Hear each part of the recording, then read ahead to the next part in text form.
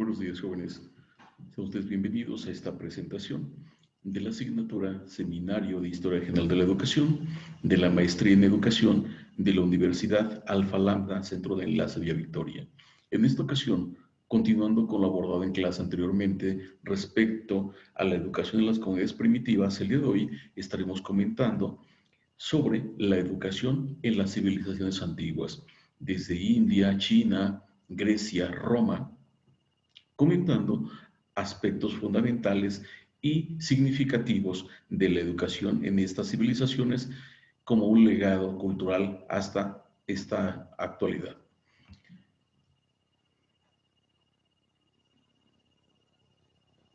En primer lugar,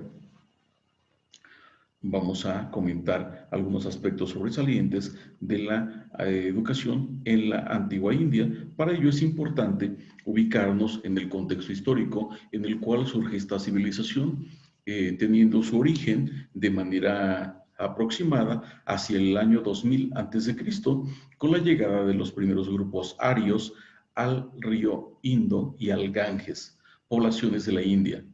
En cuanto a su sistema de educación, tenían dos características comunes, como son la conservación de religión y tradiciones. De manera específica, esto constituye el ideal de la educación para esta civilización: conservación de religión y las tradiciones.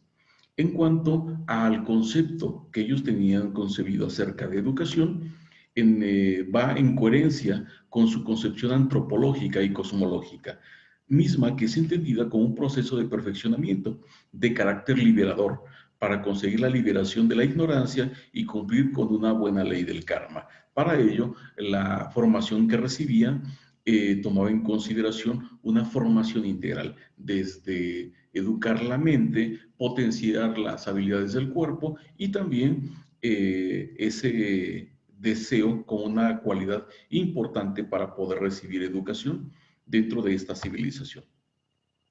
En cuanto a la figura encargada de brindar este servicio educativo en esta civilización, el gurú así era llamado el maestro encargado de este servicio educativo. Era conocido como gurú, este profesor, que el significado de esta palabra quiere decir grave, pesado o sinónimo de respetable y maduro. Es una analogía comparando el significado de la palabra gurú con el peso, el peso que le otorga ese conocimiento, ese cúmulo de conocimientos a una persona. ¿Qué tan pesado es intelectualmente? Era una analogía un tanto parecida. Por ello, el título de gurú a la persona encargada de impartir educación como maestro. En cuanto a la tipología de maestros o de gurús en ese entonces, existían dos tipos de gurú. Uno, el que instruye de manera inicial, que se dedica a instruir a los discípulos en las escrituras sagradas. Y el otro gurú, el otro maestro, tenía la función de administrar la iniciación a los discípulos ya preparados. ¿Qué quiere decir eso? Que el primer gurú preparaba una formación inicial, vamos, y el siguiente gurú continuaba con ese proceso de iniciación a un nivel superior. Dentro de todo esto, preparando a los discípulos en una disciplina espiritual, acelerando sobre todo su progreso espiritual y su liberación final. Hacia allá iba el objetivo o la finalidad de la educación: alcanzar esa emancipación de la ignorancia mediante su progreso espiritual y su liberación final, liberación de la ignorancia. En cuanto a las funciones de cada uno de estos gurús, que eran considerados como padres sagrados y que debían tener además extraordinarias cualidades, además de su preparación, se insistía en que fueran además un auténtico gurú, en el entendido de que siempre el gurú debe anteponer su función de discípulo. Para poder enseñar había que aprender. Entonces, no se habla de nombre propio sobre la doctrina.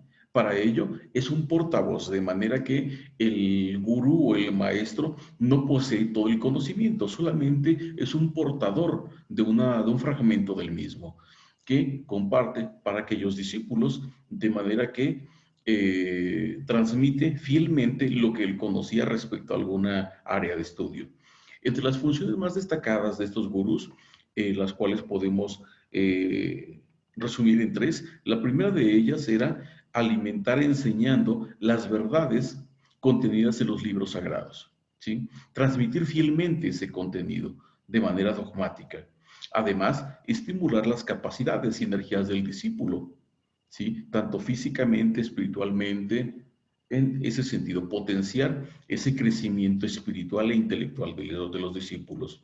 También otra función consistía en guiar, dirigir y corregir el crecimiento del proceso educativo, de manera que prestaban atención no solamente a la memorización, sino al análisis, a la reflexión, a la interiorización de esas verdades contenidas en los libros sagrados. Es decir, acompañar durante todo el proceso educativo a estos discípulos. Obviamente, al igual que que hoy en día, en aquel entonces, los maestros recibían una remuneración económica por el servicio que estaban prestando, pero a esta responsabilidad estaba a cargo de la sociedad, ¿sí? No se les cobraba a los estudiantes por recibir instrucción, al igual que hoy. La educación no era condicionada a pago de cuotas de manera específica, en primer lugar. Y la sociedad era quien se encargaba de cubrir esos servicios, pero para ello, pues tenía que tener ciertos requerimientos, de manera que entre mejor fuera su desempeño, mayores conocimientos tuviera, pues hacia allá iba esa remuneración económica. Entonces, otra característica de la educación en esta civilización hindú es que todos los seres humanos dentro de esta civilización, no todos tenían esa capacidad o ese derecho para ser educados.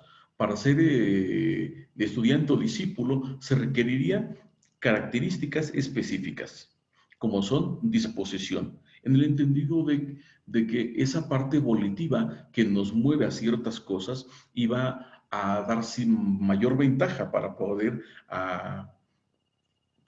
adquirir los conocimientos que los gurús pudieran ofrecerles. Otra más, estatus social. A lo largo de las civilizaciones que vamos a comentar en el día de hoy y durante el desahogo del currículo de la asignatura, vamos a ver que también en esta civilización la educación estaba basada precisamente en estratos. Estrato social era lo que permitía acceder a una educación en esta civilización hindú. Y mucho muy importante, comentaba desde hace un momento acerca de los tipos de gurú, aquel que da una iniciación y el que continúa de manera especializada. Para poder ser estudiante o discípulo había que tener una preparación, es decir, una formación elemental, una formación inicial sobre la cual edificar de manera específica lo referente a estas doctrinas religiosas. Entonces, además de tener esas virtudes o cualidades, como gusten concebirlas, se les exigía la renuncia al apetito de placeres, al mundo, el conocimiento de las escrituras y tenían que pertenecer a una de las tres castas superiores hinduistas. Como les comentaba, una, una condición social muy presente a lo largo de diversas civilizaciones. De acuerdo a ese estrato social era la educación que recibían.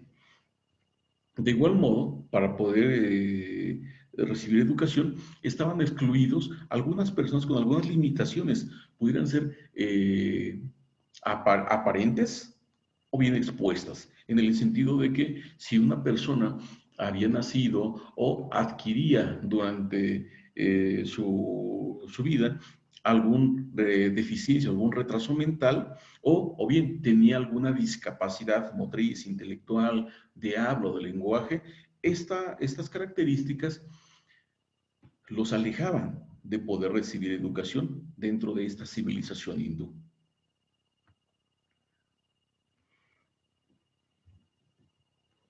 Entonces, comentaba que el gurú transmitía de manera fiel los conocimientos o el contenido de las verdades plasmadas en los libros de teología precisamente. Entonces, al transmitirlos de manera verbal, estaba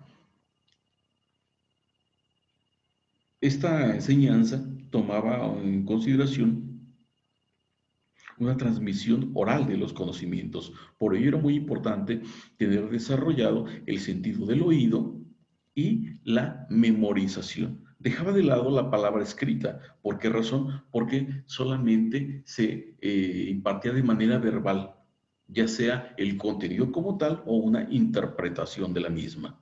El proceso de educación no estaba totalmente basado en el sonido, en ese sentido. Mencionaba que no era mediante escrituras. Los estudiantes o discípulos no transcribían las ideas o los diálogos que tenían con el gurú, solamente se dedicaban a escuchar y a memorizar. Entonces, no había ninguna práctica de escribir en el pizarrón o en libros de notas ni nada de esto. Lo que salía de la boca del maestro era una excelente síntesis de la palabra, hablada y llegaba directo a los oídos de los estudiantes. ¿Sí? Se tomaba en consideración esa parte verbal de la enseñanza en esta civilización. Esas son las características, algunas de las características más sobresalientes de esta civilización india y continuando con este orden de ideas sobre la educación en las civilizaciones antiguas, toca ahora hablar acerca de la civilización china. El pueblo chino, para ubicarnos un poco en cuanto a sus orígenes, se remonta a una antigüedad que parece abarcar unos 3000 años más o menos antes de Cristo. En esta presentación lo que haremos es mostrar los aspectos más relevantes que marcaron su educación en la antigüedad. Para ello, pues vamos a adentrarnos a partir de un interrogante sobre cómo era su educación. Muchos académicos chinos, maestros chinos, creen que la historia de la educación en China se remonta hasta el siglo XVI a.C.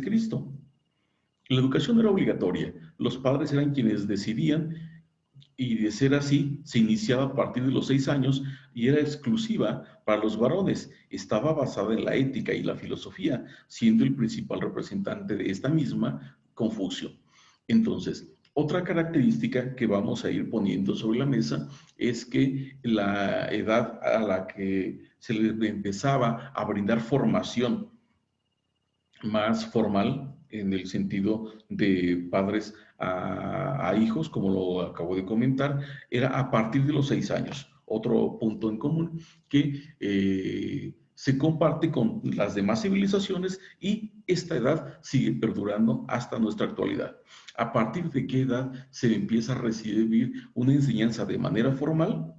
De los 3 años al preescolar y de los 6 a nivel primaria. Pero aquí, al igual que en otras civilizaciones, esa educación inicial que iba de los 0 a los 6 años o de los 0 a los 7 años corría por cuenta de los padres de familia.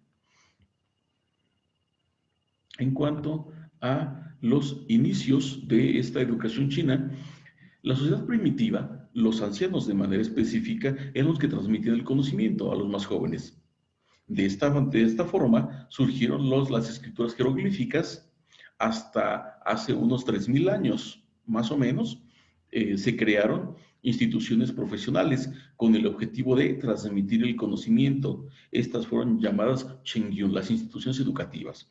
Y aquí es importante señalar también que al igual que la civilización que acabamos de comentar, la civilización india, ¿de qué manera se llevaba a cabo la enseñanza? A través de el discurso de manera verbal hacia los estudiantes hasta que empieza a germinar esta creación de escrituras jeroglíficas para poder continuar con esta enseñanza. ¿En dónde se ubica de manera específica? Para ello, esta civilización china podemos fragmentarla en 3 etapas. La época imperial de la educación, que se subdivide en 3 etapas. La primera de ellas era la educación familiar, que comprende hasta los 7 años. Esta educación era confiada al padre de familia y principalmente dedicada a los hombres, a los varones de manera específica. En cuanto a la otro estamento de la educación elemental, para los niños comprendidos entre los 7 y 14 años. Lo que se les enseñaba era a leer, a escribir y, muy importante, conservar la unidad de la nación. El alumno profesaba gran veneración por el maestro. ¿Por qué razón? Porque eran las personas mayores, eran las personas que tenían mayores conocimientos.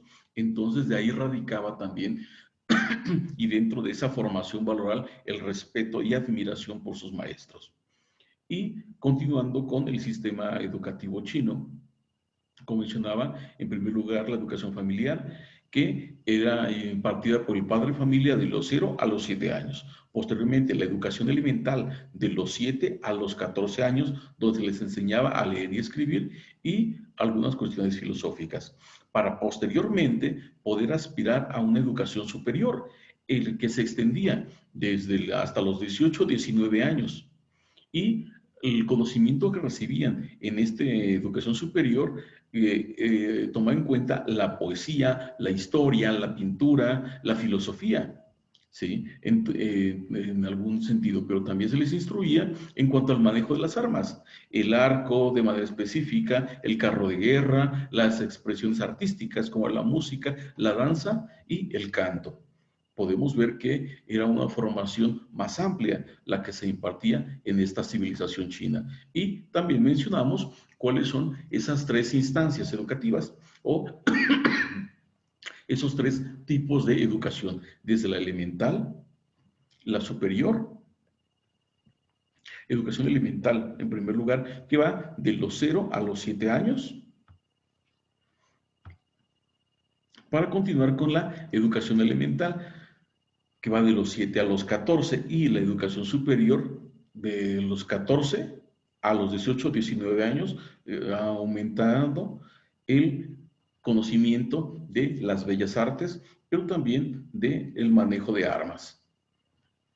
Mencionaba que un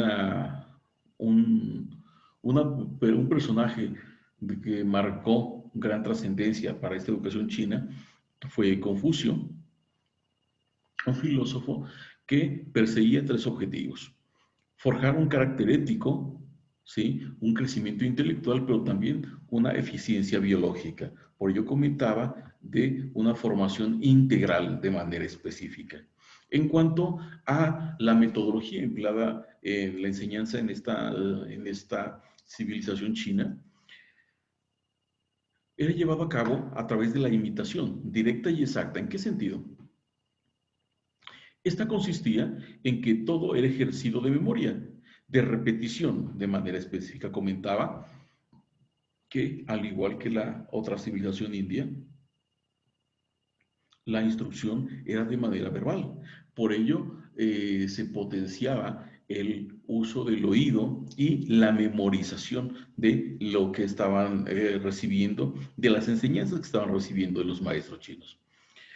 También, al estar forjando el intelecto y el espíritu, la disciplina era una parte elemental, era severa, a tal punto que el signo para representar la idea de enseñar era una mano con un palo, hacia allá iba. Qué tan rígida, qué tanta disciplina era la que se ponía de manifiesto al momento de llevar a cabo la labor de enseñanza, ¿sí? De ahí, de esta civilización, surge el carácter superficial, formalista, memorista y verbalista de la enseñanza china, a través de esa repetición de las ideas. De manera que si un maestro preguntaba tal contenido y el estudiante podía recitarlo tal cual lo había aprendido, se asumía que había aprendido exactamente. Entonces de ahí iba diferenciando aquel que recordaba más, el que recordaba menos o el que no recordaba nada. De esa manera se evaluaba el aprendizaje para estos alumnos chinos en ese contexto de manera específica. Durante los periodos de los reinos combatientes, la educación se fundamentó en los 4 libros y los 5 clásicos eran las materias reconocidas de la cultura confuciana como uno de los principales eh, filósofos de esa historia. En la sociedad feudal de la antigua China, los 4 libros que hacen referencia al gran aprendizaje, la doctrina de la medicina, los analectas de Confucio y el libro de Mencio. Es decir, eran los materiales en los que recargaban sus enseñanzas de manera específica para forjar no solamente el intelecto, sino también el espíritu, además de un funcionamiento adecuado desde la perspectiva biológica.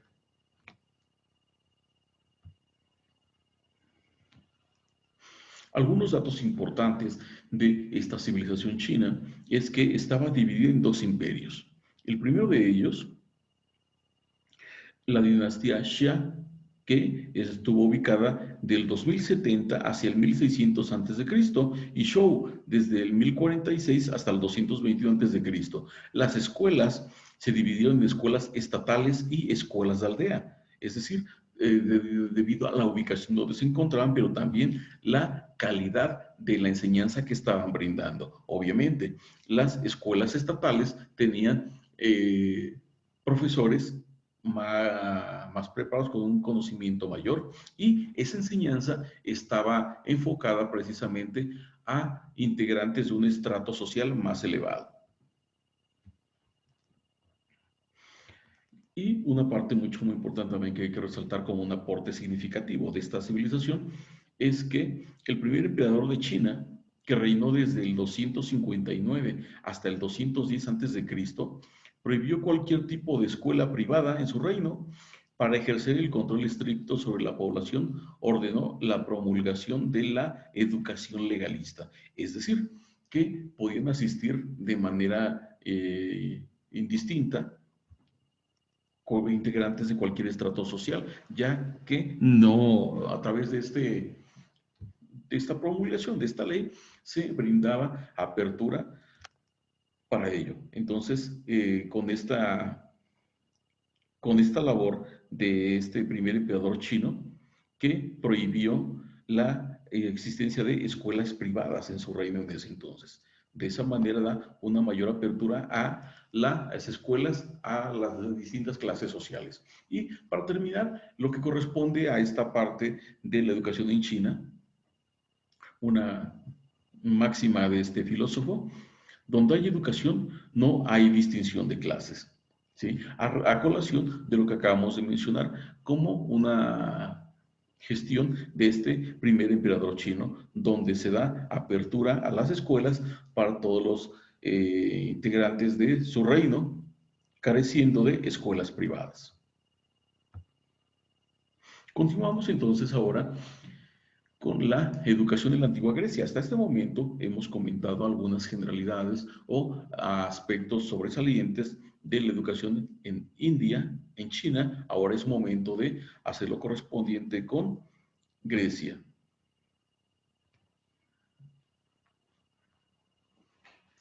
Para ello, es importante mencionar que en Grecia la educación estuvo marcada por una separación de procesos educativos según las clases sociales. Esto de acuerdo a lo que hemos comentado desde esta presentación, que la educación también en esta civilización da respuesta a esas clases sociales, pero marca una tendencia hacia formas de democracia educativa. No era obligatoria la educación.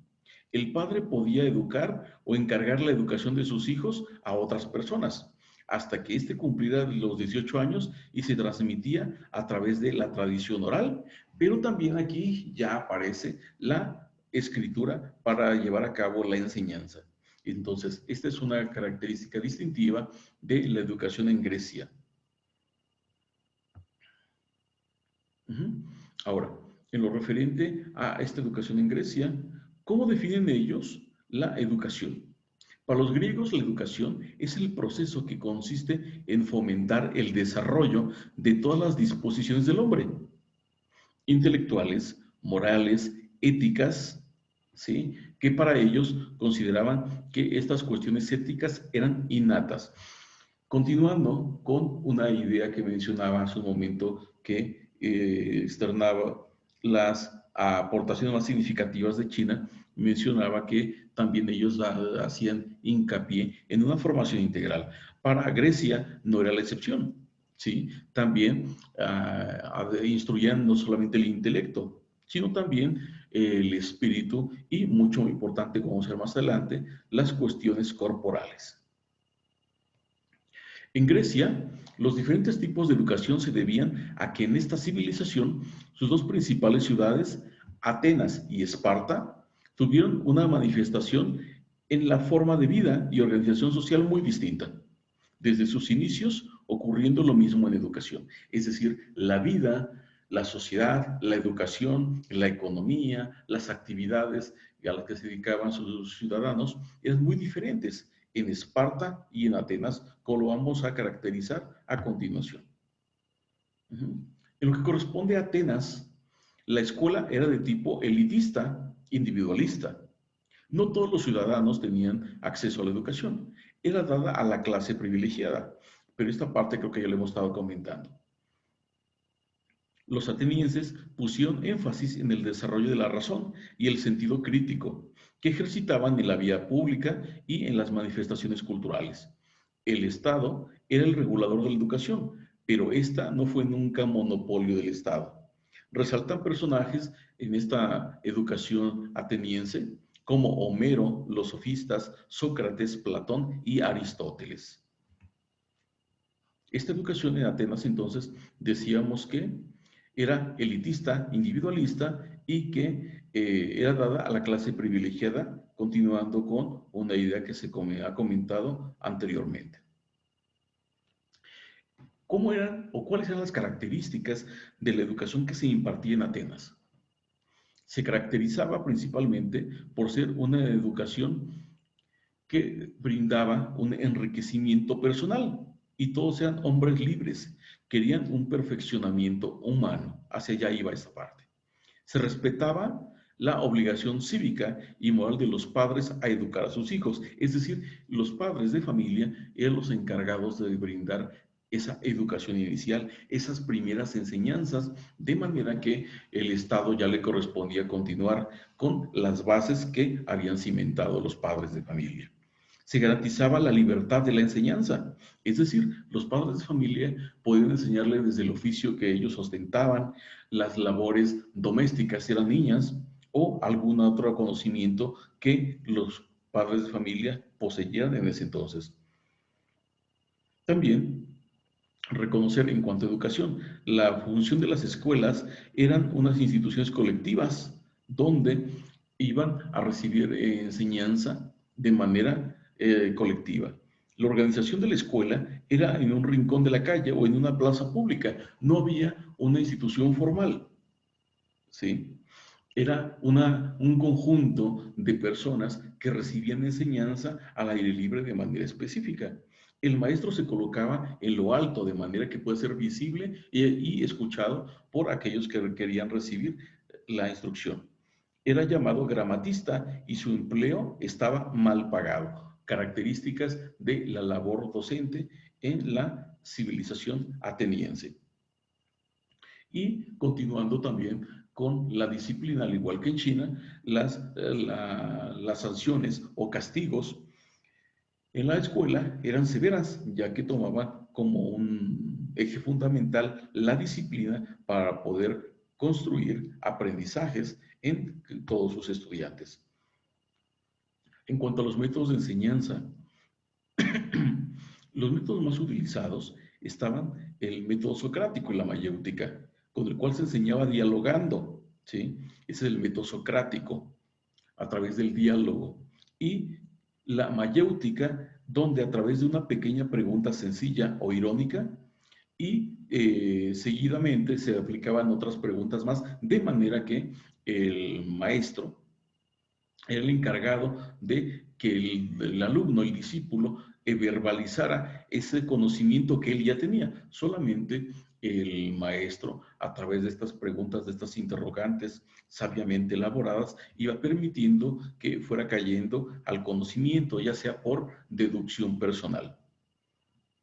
También se utilizaba, como decía hace un rato, la dialéctica, que podrá llegar a definirse como el arte de la discusión, la retórica, que es el arte de hablar. Es una diferencia entre una y otra. La dialéctica era lo que una metodología utilizada principalmente en Atenas. A través del diálogo se llevaba a cabo esa construcción de saberes. Y aquí es importante retomar esta característica muy diferente a las anteriores civilizaciones. El, el conocimiento era vertido sobre los estudiantes por los maestros.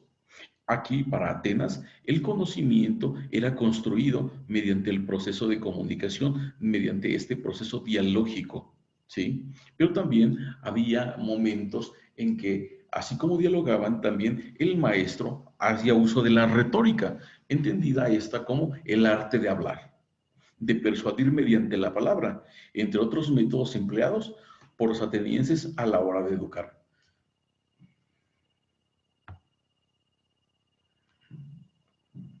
En cuanto a las características de la educación, ya hemos comentado. Ahora, vamos a hacerlo pertinente mencionando las escuelas que existían en Atenas. De manera específica, en Atenas había dos tipos de escuela, las escuelas de música y las escuelas de gimnasia. ¿Cuál era la función de cada una de ellas? Las escuelas de música se eran llamadas así porque en ellas se estudiaban las disciplinas puestas bajo la protección de las musas. Se dictaban clases de historia, ciencias, poesía, arte dramático, canto, danza y música. La enseñanza iba específicamente en esa dirección en cuanto al conocimiento de las bellas artes. Pero también tenían en ese entonces las escuelas de gimnasia. Mencionaba en alguna parte que los atenienses procuraban esa formación integral de sus estudiantes, desde el intelecto, el espíritu, pero también la corporalidad, ¿sí? A potenciar esas habilidades corporales. En estas escuelas de manera específica, escuelas de gimnasia, los jóvenes atenienses se ejercitaban principalmente en el pentatlón, consistente en los ejercicios siguientes: salto, carrera, lanzamiento de disco, lanzamiento de jabalina, lucha grecorromana, ¿sí? Lo cual estaba fundamentado en una armoniosa formación cívica. Muchos de estos ejercicios se realizaban desnudos. Aquí es importante resaltar, jóvenes, que para Atenas daba esa visión estética a la educación, de manera que eran cuerpos delgados, cuerpos esbeltos, como lo podemos ver hoy en día, plasmado en pinturas, en esculturas, pero también hacia la parte intelectual, ¿sí? Mm, en ese crecimiento espiritual, moral, pero también en esa habilidad corporal. Hacia allá estaba encaminada la educación en Atenas. Y ahora, hablando de los niveles en educación, ¿sí? Vamos a ver aquí que existe una similitud con los niveles educativos que eran llevados a cabo por la civilización china. La educación en Atenas estaba organizada de la siguiente manera. Durante los primeros años, la familia era la encargada de brindar esta educación y no el Estado, la que debía velar por la formación del niño, que sobre los 7 años iniciaba su vida escolar, como lo comentaba hace un momento. A los 17 años comenzaban los que podían a frecuentar el gimnasio, una especie de escuela superior más o menos, donde completaban su educación intelectual y física, ¿sí? A los 18 años eran inscritos en la Nomedelfia y declarados efebos por la especialización que habían alcanzado, pero también el desarrollo corporal. Para los 21 años se les licenciaba pasando a ser un AMER, es decir, ya tenían un conocimiento más especializado que los facultaba para poder desempeñar alguna actividad.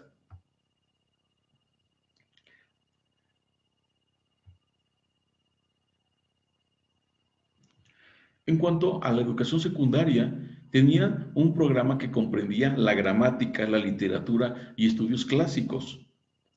El dibujo, la geometría, geografía y música eran algunas de las áreas en las que recibían conocimientos dentro de este nivel de educación secundaria. Continuando con esta formación intelectual, en el nivel siguiente, en la educación media, de manera específica, lo que recibían ahí eran conocimientos acerca de ciencia y filosofía, junto a las matemáticas y a la astronomía, ciencias exactas. En la educación superior debía ser practicada para no solo preparar una profesión, sino más bien como una cultura general, de manera que había una línea muy marcada entre el saber ser y el saber hacer, de manera que era concebida la educación no solamente para una profesión, sino como una cuestión de cultura general. Esas son algunas características, instituciones, currículos que se manejaban en Atenas, pero como mencionaba, al entrar a esta civilización griega, era muy diferente la enseñanza en su otra ciudad principal, que era Esparta. En Esparta, la base de la educación era la milicia. El Estado lo seleccionaba de dos maneras. Los de buena salud y buen aspecto físico se quedaban con la madre y los discapacitados eran arrojados al taigueto, es decir, que la educación estaba enfocada en la formación de guerreros, ¿sí? Hagan de cuenta algo muy similar a esa selección al nacer. Si tenía características que podían anticipar una complexión física adecuada para la guerra, para la milicia, se quedaban con la madre. Y si no, eran arrojados al pozo. ¿Sí? De manera específica, permítanme sugerirles, si no han tenido la oportunidad de visualizar, esta película que se llama 300. En ella, de manera específica, hace una representación de la vida en Esparta de manera puntual y se logra ver en una de sus escenas donde una persona discapacitada es arrojada al pozo. ¿Por qué? Porque no servía para la razón esencial espartana, que era formarlos para la milicia. Entonces se eran arrojados a, como mencionaba, durante la civilización india, que las personas que tienen alguna discapacidad motriz, de audición o de lenguaje no pueden recibir alguna formación. Para Esparta, no solamente no recibían una formación, sino que eran arrojadas al pozo. ¿Por qué? Porque no los consideraban como dignos, valga la expresión, para poder iniciar una formación que de manera directa tenía que ver con cuestiones corporales y habilidades en este sentido. En Esparta vamos ahora a mencionar cuáles eran las áreas que se enseñaban y las formas o metodologías de enseñanza. En cuanto a las áreas de enseñanza, se les enseñaba cuestiones axiológicas como el valor y respeto por las leyes patrias o patriotismo, desarrollo de las fortalezas físicas a través del ejercicio y deporte. Estos ejercicios se realizaban, al igual que en Atenas, de manera desnuda, pero en aquellos era para mantener activo, para mantener vigoroso el cuerpo. En Esparta era como un ejercicio propedéutico, prepararlos para la guerra específicamente. La educación espartana era diferente dependiendo del sexo, porque las niñas solo eran educadas para cumplir el rol de una ama de casa, aunque también recibían un entrenamiento y tenían un trato igualitario ante el Estado y una libertad sexual, oral y fiscal. ¿Sí? Así como tenían ciertas limitaciones, tenían algunas libertades, hablando de libertad sexual, libertad oral y libertad fiscal. No obstante, la educación de los niños era más estricta y con miras a formar a un guerrero. Esa era la diferencia. Aparte sexista, también tenía una finalidad en la educación, prepararlos como guerreros. ¿Sí? ¿Cuál era? Esas eran las enseñanzas que brindaban a las niñas. En cuanto a la educación de los niños, era a partir de los 7 años. El niño era separado de la familia y entregado directamente al Estado, que se dedicaba a prepararlo para su futura vida militar. Hasta los 18 años, las principales ocupaciones de estos jóvenes consistían en la gimnasia y la cacería. La instrucción que recibían se limitaba a poco más que a leer, escribir y aprender de memoria las poesías de aquellos autores que celebraban las virtudes guerreras y el amor a la patria. Entre los 18 y los 20 años, los jóvenes recibían un estricto entrenamiento militar y a los 20, tras adiestrarse en el manejo de las armas, pasaban a ser soldados. Entonces, tiene una formación militarizada a partir desde los 7 años. ¿Sí? Como ustedes pueden ver, era una enseñanza muy diferenciada en Atenas. En Atenas se tendía hacia la formación de las bellas artes, al ejercicio al ejercicio físico para mantener ese grado de belleza, ese esbeltos, cuerpos esbeltos, y en Esparta se limita muy poco a enseñar a leer y escribir y poesía a los niños y prepararlos para la guerra, para la milicia de manera puntual.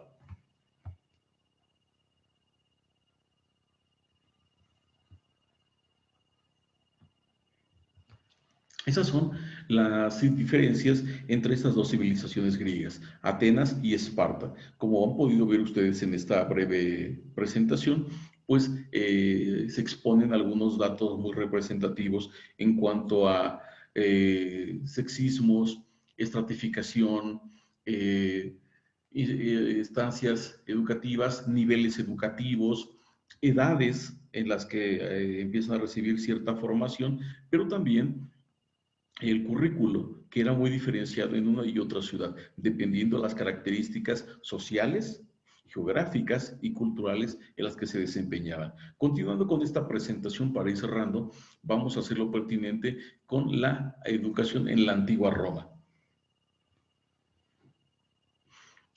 Aquí vamos a iniciar mencionando que para el siglo 111 a.C., el sistema educativo romano no existía de manera expresa. Era un tanto un asunto familiar solamente. Luego de que los romanos entraron en contacto con la cultura griega, la educación familiar no era suficiente ya y copiaron gran parte de los métodos de enseñanza y actividades del sistema de Grecia. Tuvieron esa influencia de Grecia para acuñar su sistema educativo romano de una manera reorientada. ¿Cuáles eran las características puntuales de este sistema educativo? Las tres etapas de la educación helenístico-romana, ¿sí?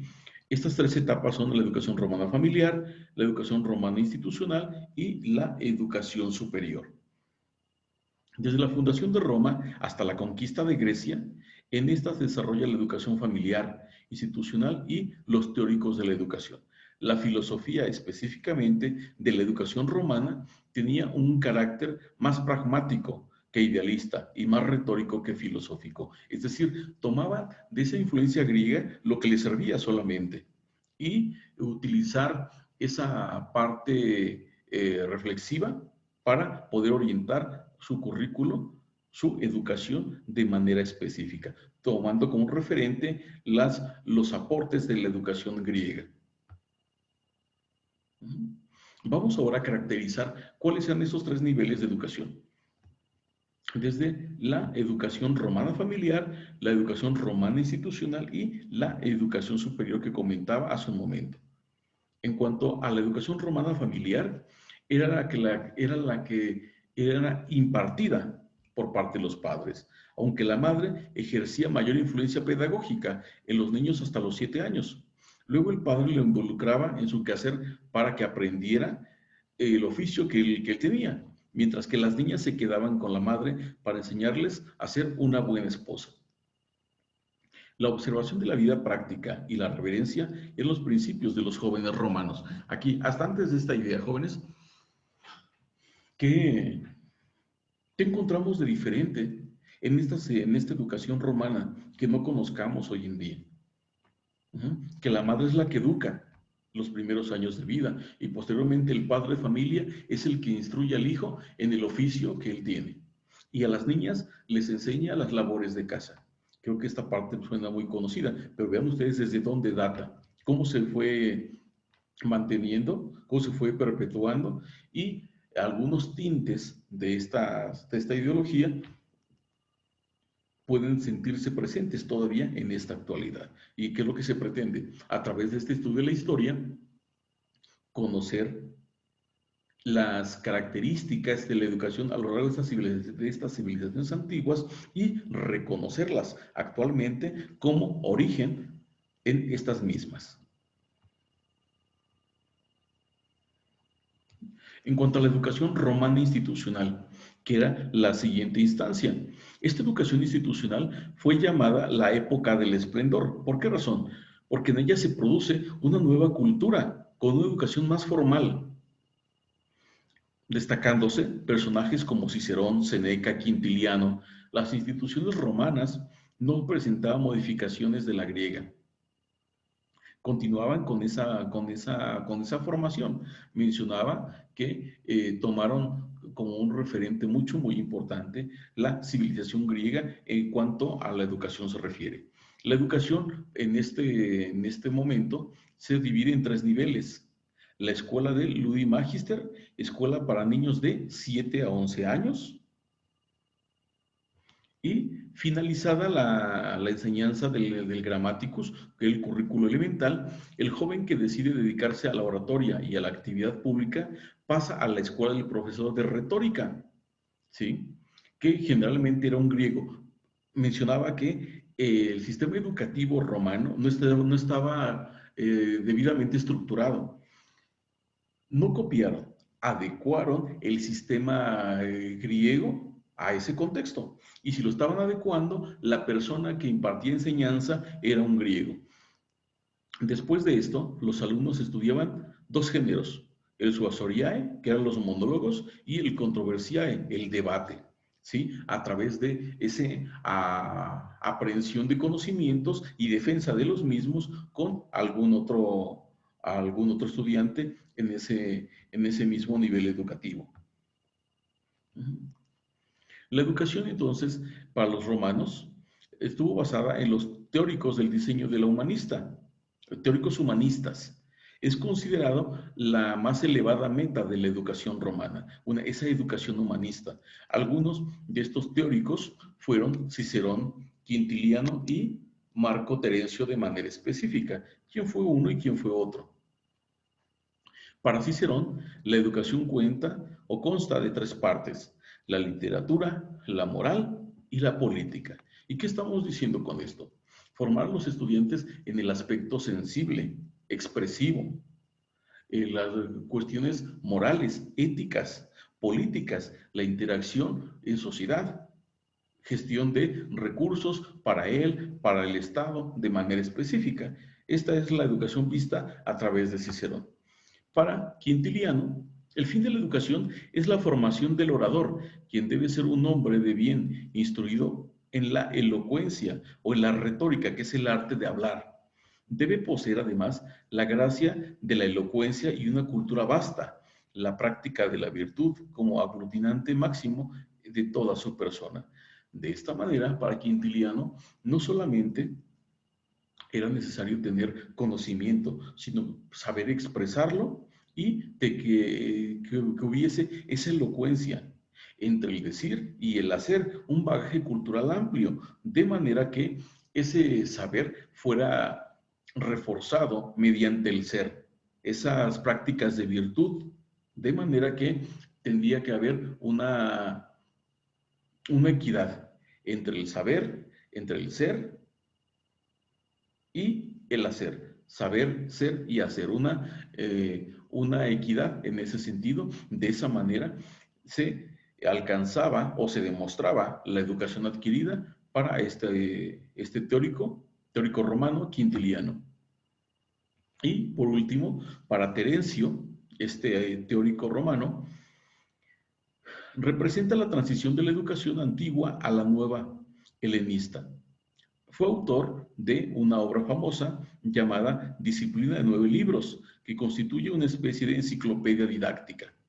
Trató especialmente la gramática y su ausencia en el seno de la familia. Es lo que da origen a esta educación. Terencio, en este sentido, a través de estos nueve libros, instruye sobre cómo debe ser un ciudadano y la formación filosófica, moral que debe de tener.